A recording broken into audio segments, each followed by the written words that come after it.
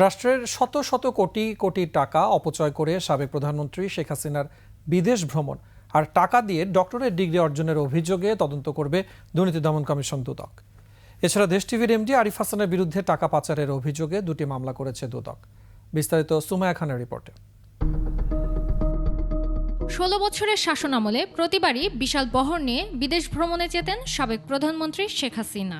এসব বিলাসিতা করা হতো রাষ্ট্রীয় শত শত কোটি টাকার সম্পদ অপচয় করে। শেখ হাসিনার ভারত এবং বেলজিয়াম থেকে অর্থ দিয়ে ৩টি ডক্টরেট ডিগ্রি অর্জনের অভিযোগ রয়েছে। এতে রাষ্ট্রের অর্থ অপচয় হয়েছে কিনা তা খতিয়ে দেখছে দুদক।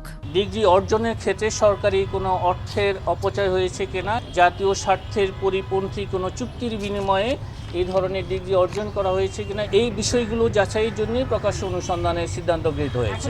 এদিকে ভুয়া দুইটি প্রতিষ্ঠান বড়ওয়ে রিয়েল এস্টেট ও মরিয়ম কনস্ট্রাকশনের নামে ন্যাশনাল ব্যাংকের মহাখালী ও গুলশান শাখা থেকে ৫৭০ কোটি টাকা আত্মসাৎ ও অর্থ পাচারের অভিযোগে দেশ টিভির এমডি আরিফ হাসানের বিরুদ্ধে মামলা করেছে দুদক।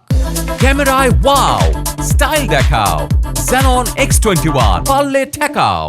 আরিফ হাসান দেশ টেলিভিশন লিমিটেডের কতিপয় কর্মচারীর নামে ভুয়া তথ্য প্রদানের মাধ্যমে সম্পর্কিত তথ্য গোপন করে ব্যাংকের নির্বাহী এবং কিছু অসৎ কর্মকর্তার সহযোগিতায় অবৈধভাবে টাকা আত্মসাতের অভিযোগে মামলা রুজু করা হয়েছে।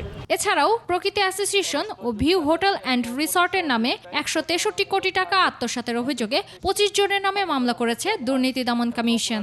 অভিযোগে যে বিষয়গুলো এসেছে, সুমাইয়া খান, ২১ টেলিভিশন, ঢাকা।